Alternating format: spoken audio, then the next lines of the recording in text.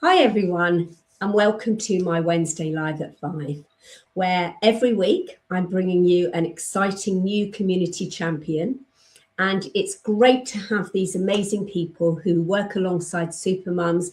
They give their time to help and support people. So, it's always great to help other people grow.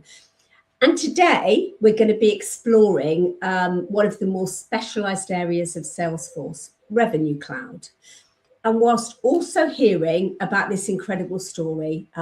So let's just kick off. I'm delighted, absolutely delighted to welcome to the couch today our community champion, Ricardo Santana. Ricardo has worked in tech for over 20 years and built an absolutely impressive international career. Progressing from a help desk operator, his roles even have included solution architect, tech lead, and Salesforce specialist. His journey has taken him around the world, working across Brazil, Mexico, Australia, I think you said Spain and beyond, and gaining some really great experience with some of the world's largest telecommunications organizations. And alongside his tech expertise, Ricardo is really passionate about continuous learning, as are we all, embracing new challenges and sharing his knowledge with the Salesforce community. And we are so grateful for that, Ricardo. So without further ado, it's fantastic to have you joining us today. And before we dive in, would you like to give us a little bit more of a brief introduction? Thank you. Sure. Thank you very much, Lynn, for having me here today. It's a great honor to be here. It's really special for me to be here because when I learned about Supermoms back then, I get amazed by your work. So yeah, really happy to be here today. So about you covered pretty much everything, but the only thing that I would like to add to that is before my formal career, I tried different things. For instance, I worked as animator. I did work in an animation movie. I was credited as a animator in a short movie back in 2021 in Brazil.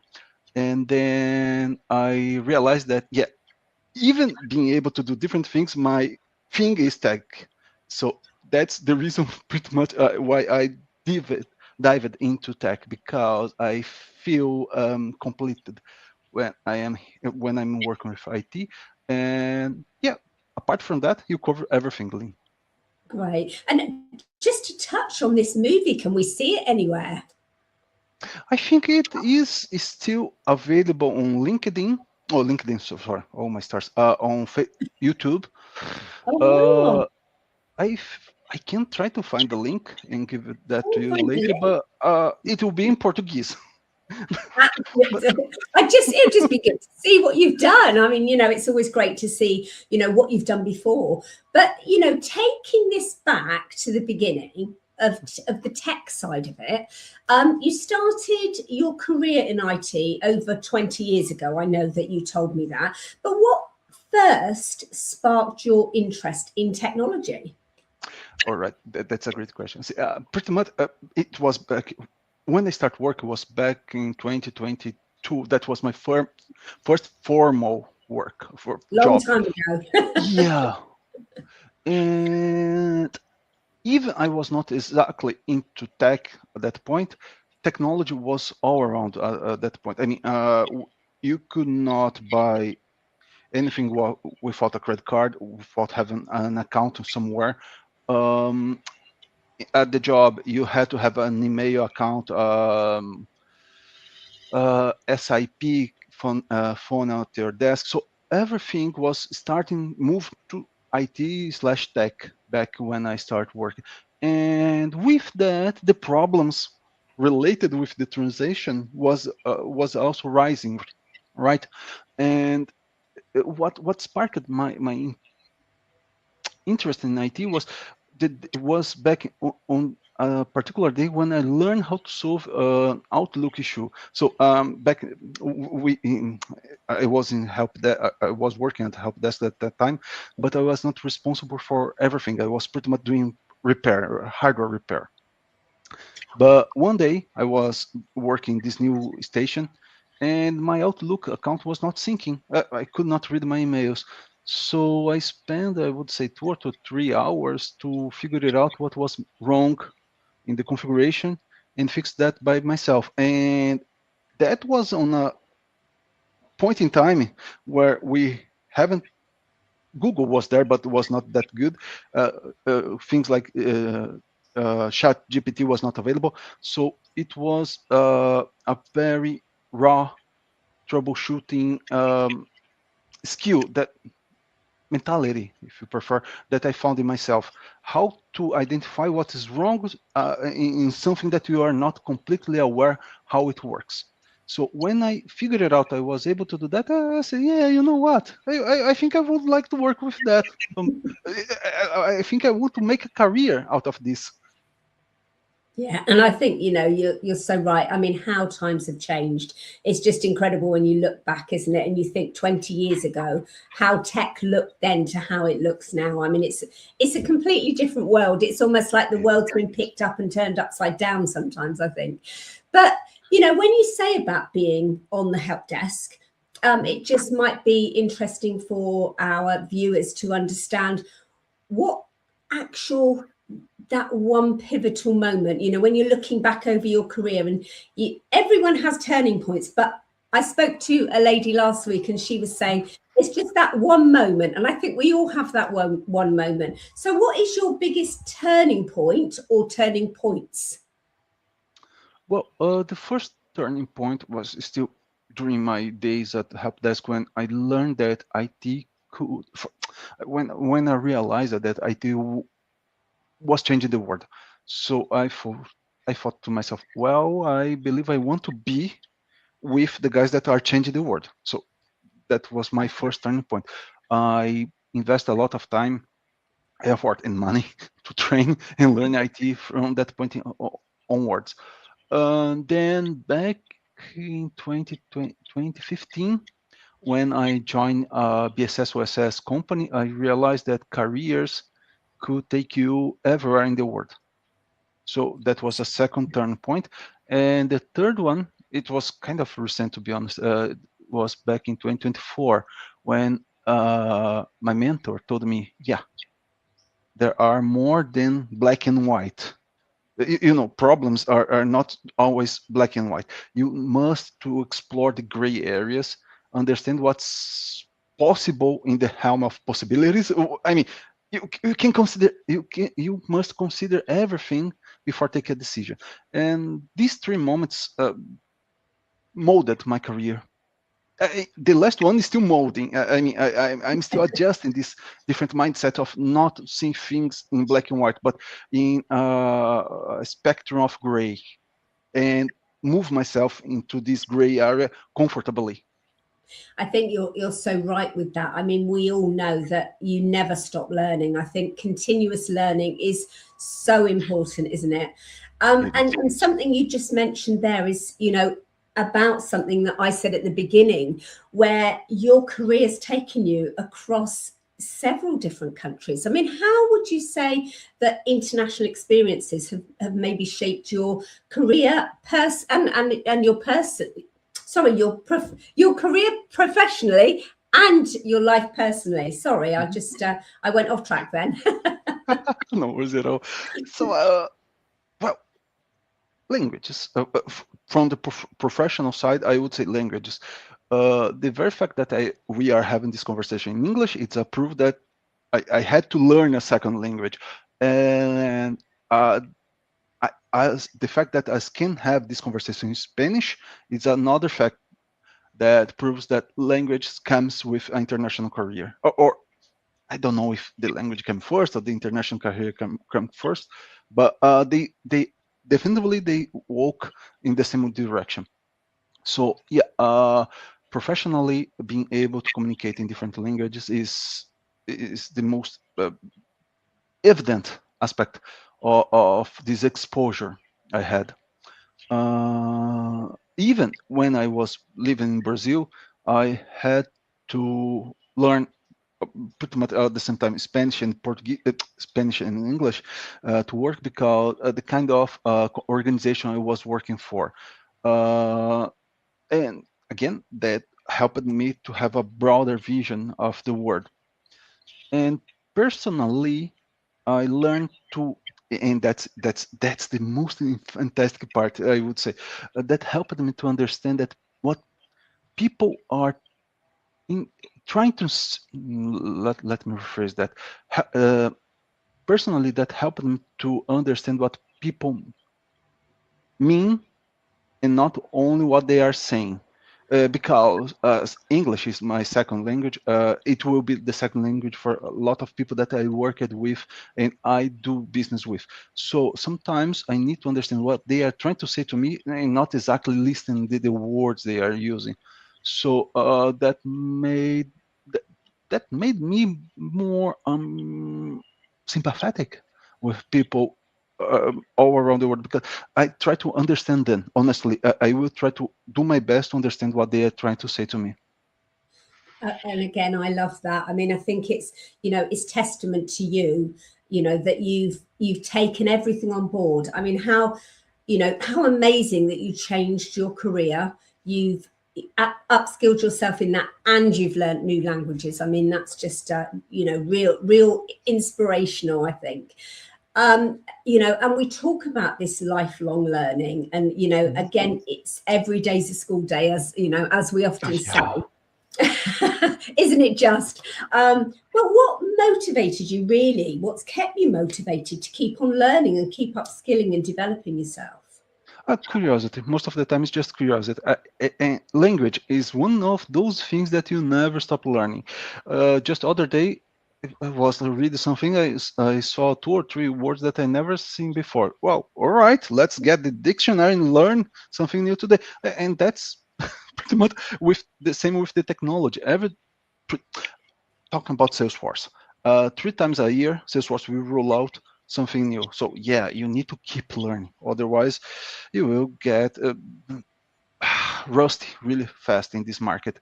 But curiosity, the bottom line is always curiosity. It's the that little itch that comes with not knowing why something's working that way or not knowing why what the meaning of something. That curiosity is what keeps me moving and makes me always love to learn.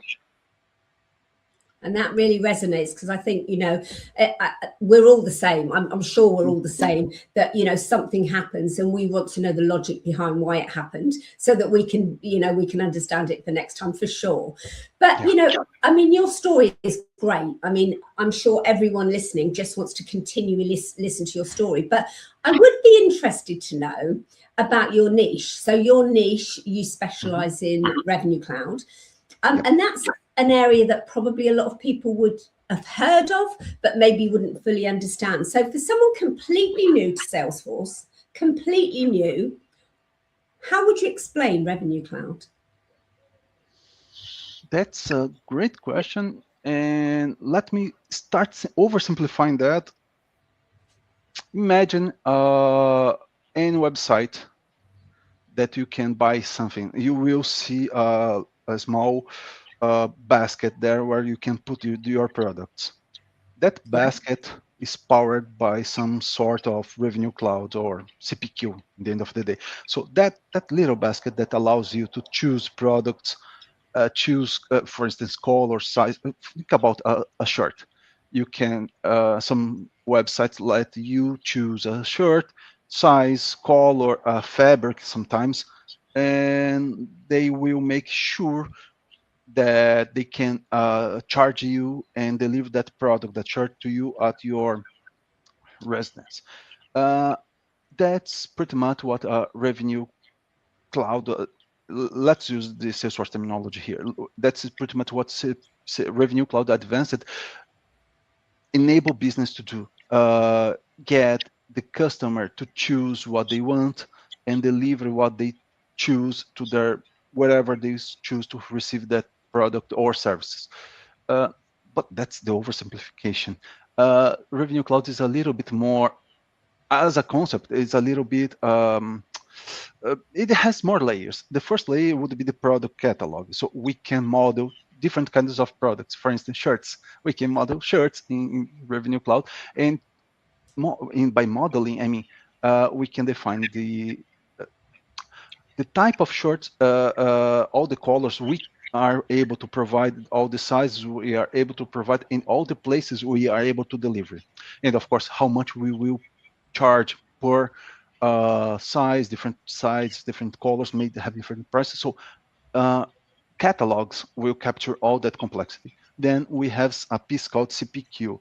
CPQ allow the customer to choose their shirt, configure, I mean, select the color they want, the size they want, and be sure that that product can be delivered to the customer at their residence. Then we have the order manager, because after you choosing what you want, you need to receive what you choose, and that's what our order manager will provide.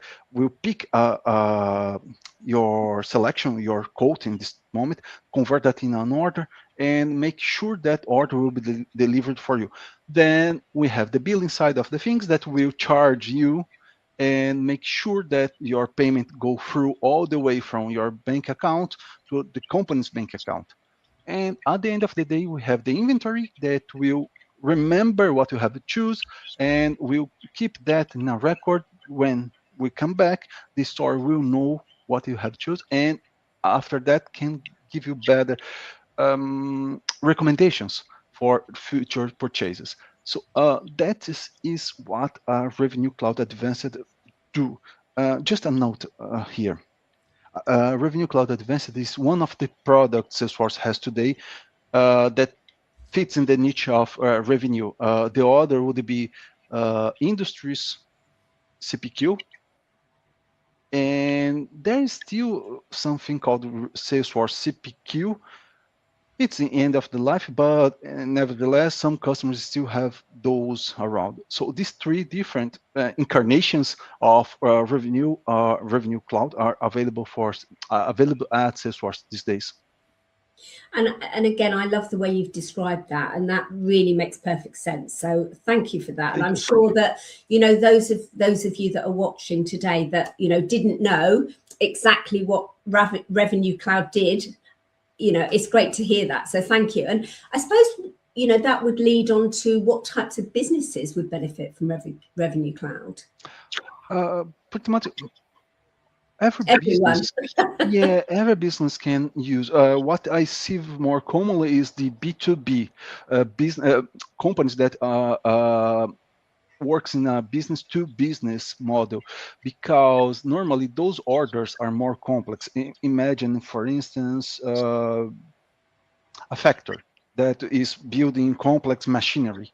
So there are so many different options, and it's not only the options, right? We also need to consider if the options work together between them. I mean, the multiplicity of choices can lead to a product cannot be functional in the end of the day.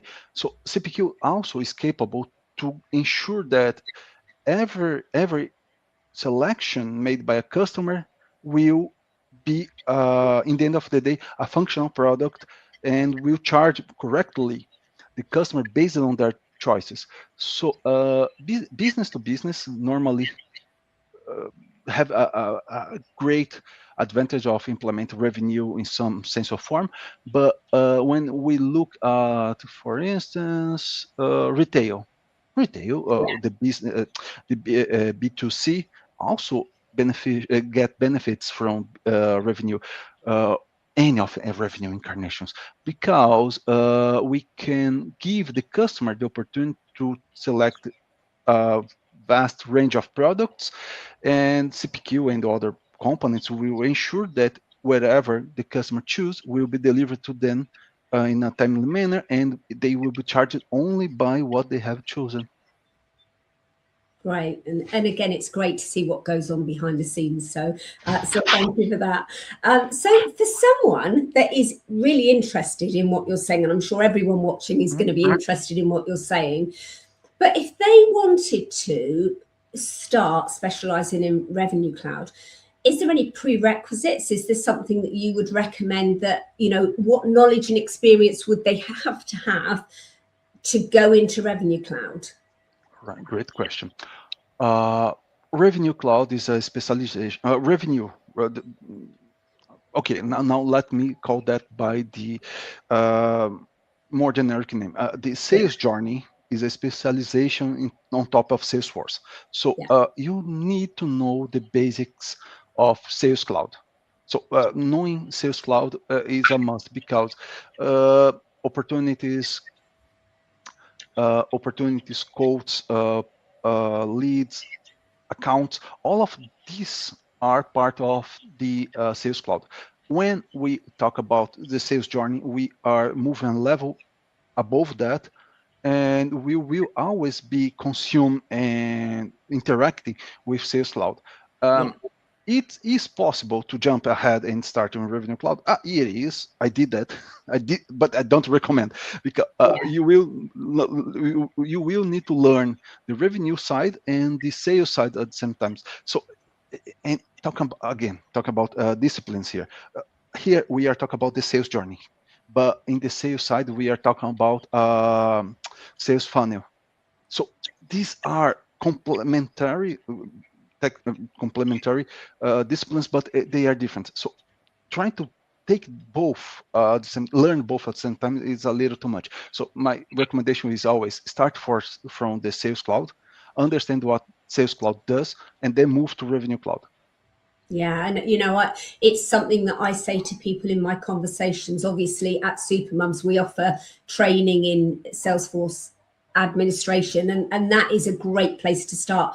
In my opinion, like you say, you know, with Revenue Cloud, Marketing Cloud, all of these can be done independently. But in my opinion, the same as yours is, you know, to get the understanding from the back end to the front end, get the foundational knowledge, and then move on. So yeah, I totally agree with you on that. So in terms of your career, you've worked with many different tech roles. Do you think it's important to specialize? And this is, you know, to elaborate on that question, I think, in my opinion, I always say, don't pretend to know everything. Try and focus on something. So is that something that you feel? Is it worth knowing? I mean, you could never, ever know everything, I don't think. And like you say, everything changes on a daily basis. But is there, you know, is it worth people having a plan, having a timeline where they go, right, okay, I'm going to do admin, then I'm going to do Revenue Cloud, and I'm going to specialize in that? Or do you think there's multiple areas people should specialize in, or have a specific niche? Great question. These days, I would say people must have a goal, but an intermediate goal, not the final. Let me explain that. So I think specialization is a must from the beginning at the middle of the career, of our career. So from the beginning, the middle, one must choose something to specialize for. But that is, again, it's an intermediate goal, because when you specialize in something, the market business will expect you to be able to abstract everything else. So your specialization will be a kind of safe net for your career, but that you are not supposed to stop there. You are, in my view, these days, my view is you are not supposed to stop at your specialization. When you are when you get specialized in something, it's the time that you must start to be a generalist, and start to learn bits of different things, not in depth, but that you need to be able to, connect the dots. In the end of the day, is that what I'm trying to say? You must be a specialist in something, but at that point onwards, you must be able to abstract and connect dots, because you will not have time to learn everything. You will need to think on your feet in a daily basis and get things done really fast. So you will not have time, you will not have energy to learn everything. The trick is learn how to abstract different technologies based on your specialization. Use your specialization as your guide to abstract everything else and start connect the dots.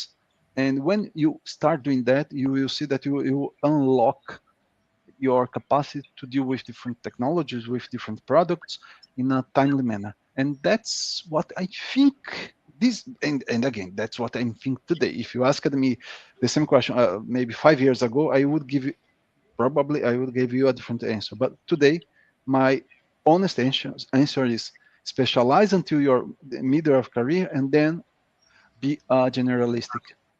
Yeah, and I think again, it's staying relevant, isn't it? It's so important, especially in today with AI. I mean, I must say, I find in my day-to-day work, the time that we just said there's never enough hours in the day, but I think AI has definitely given me back some time, so that's always good.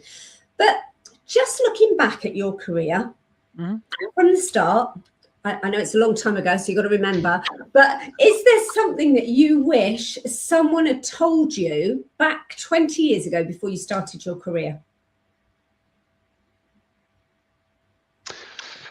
Oh, yes, that is something. Don't be afraid of letting go. I mean, specialization. Let's talk about specialization again for a second. So when you specialize on something, there is this desire of keeping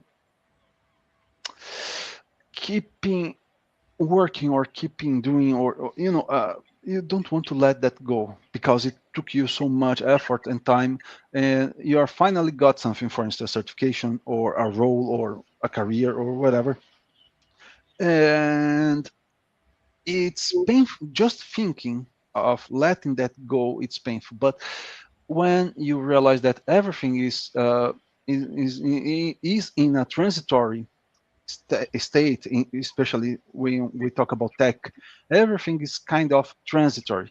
So when you start letting go these solid ideas of being this or being this, being at this position or having this certification, and starting to see the long road ahead of you, things start to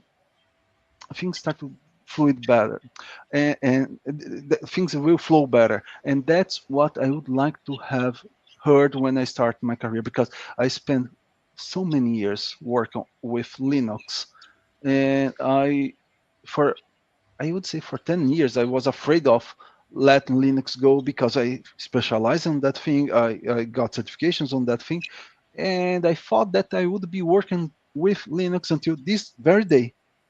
And when I let that go and start working with different technologies, my career started to move faster and broader than I would never expect before. Yeah, and again, I love that advice. I mean, I'm sure everyone will love that advice. I think it's important to understand that if you put your mind to something, you can let go of the past and absolutely move into your next chapter, and anyone can do it. So it's great to hear that from you. And I'm just going to touch back on that that word on everyone's lips, AI. I mean, how do you see, personally, from your perspective, how would you see AI changing Revenue Cloud over the next few years? And do you think that's going to create new opportunities for professionals looking to specialize in this area? Yes, I think it will. So what we are expecting is to see more agentic AI being present, and what is one of the possibilities of agentic AI is to have the chatbot is not chatbot anymore, but the agent chat. So Revenue Cloud Advanced, in fact, Revenue Cloud Advanced is the old name. These days, Salesforce is calling it Agent Revenue Management. So the AI part is being present even in the name of the technology now, the product now.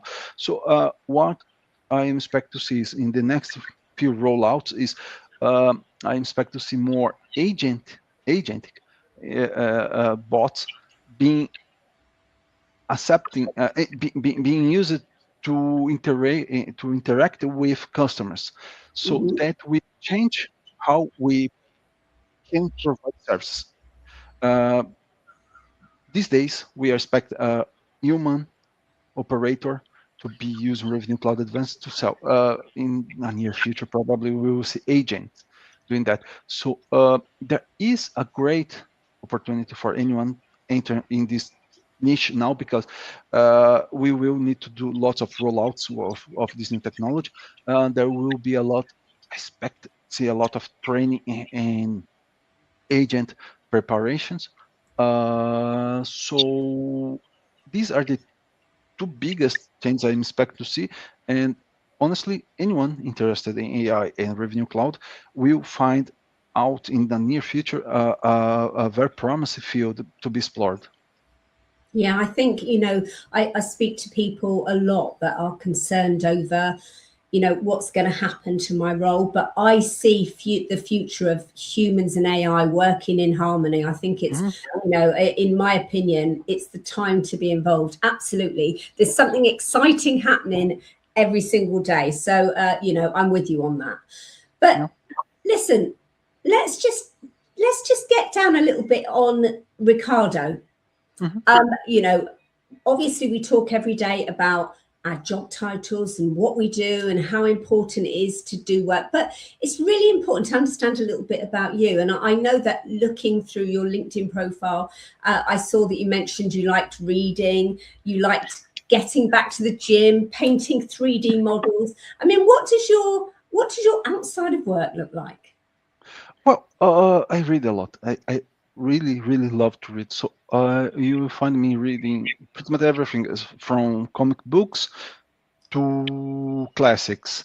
And this year, particularly, I start to read in self-help. I start reading Napoleon Hill a lot this year, and just find out. Honestly, I just find out Napoleon Hill this year, and it was amazing to realize that his books are being around for almost a century now. And wow, that's why I love to read. We can get into the mind of a person who wrote that thing almost 100 years ago, and gets knowledge from that. So yeah, I read a lot. I also listen a lot of music, and a little bit of everything, from some obscure Japanese rap bands and to the most common pop music you can imagine. And I'm back to the gym. I mean, I passed 40 years a few years ago, so it's not even a vanity anymore. It's a question of maintenance, to health maintenance this time. So I'm back to the gym, working as much as I can to keep health and be able to have a longer and better life. That's what I'm doing these days, going to the gym.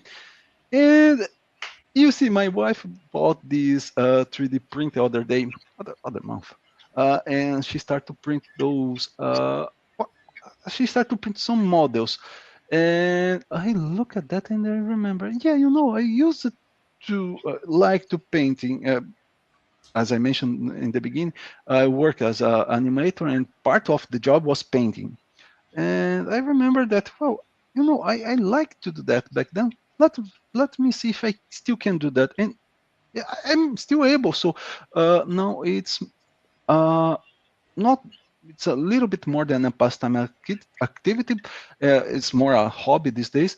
And I'm loving to spend time painting these 3D models. Again, I love that. And it's funny how, especially in tech, I find that work and personal life does intertwine a bit, because your work sometimes becomes a bit of your passion as well. But I think it's really important to have some downtime and to take yourself away, and do something completely different that takes your mind off of everything work related. But you know, I hate to say that sadly we're looking to wrap up, but you know, it's been such a great conversation I've had with you. It's been some really fantastic insights. So thank you for that, Ricardo.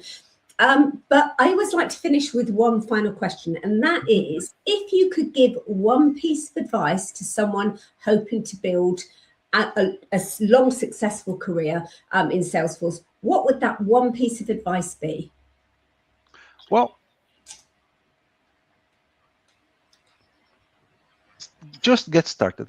Yeah, great piece of advice. I love that. Simple like that. Just get started. Go to Trailhead. Get something that you know. Look around. You will find something that will catch your attention. When you find that, get in a trail, do some badges, and see how things goes, because you just need to get started. And that's one thing that I say over and over again to people. It's free to learn Salesforce. When I started learning Linux 20 years ago, I had to pay for that.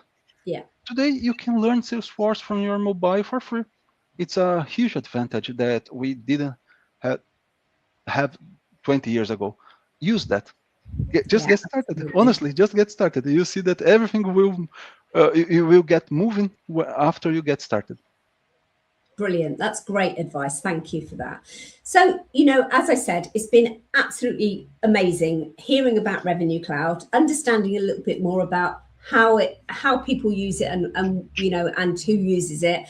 It's been great to hear a little bit about your story as well and your backstory. And genuinely, we really do appreciate everyone that is a community champion and everyone that supports us here at Supermums. It's great to watch people from my side go on a learning journey, because obviously we offer the teaching that includes, you know, courses that have instructor training and mentors and support and all of that. But, you know, from our side, it's great that people like yourself give up your time to help and support people who want to get into tech. So we really appreciate you. So thank you for that. But is there anything you'd like to add before we finish? Yeah, so it's a pleasure to give back to the community, because when I learned about Supermoms back in 2021, I was working with a very talented young woman that told me she probably wouldn't be there without the Superman's help. And I realized, oh, well, there are so many people out there that could be doing this as this young lady, and just are not doing because they never had the opportunity. So that's made me wonder, how can I help bring more people to do what I'm doing? And yeah, that's what moves me these days.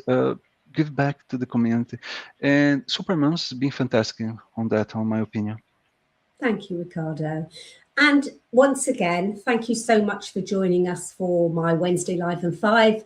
I'm looking forward to seeing you again next week, where I've got another community champion to join me. But once again, to wrap up today, thank you so much for today, Ricardo. And I'm sure everyone has thoroughly enjoyed listening to you. Take care, everyone. Bye-bye. Bye.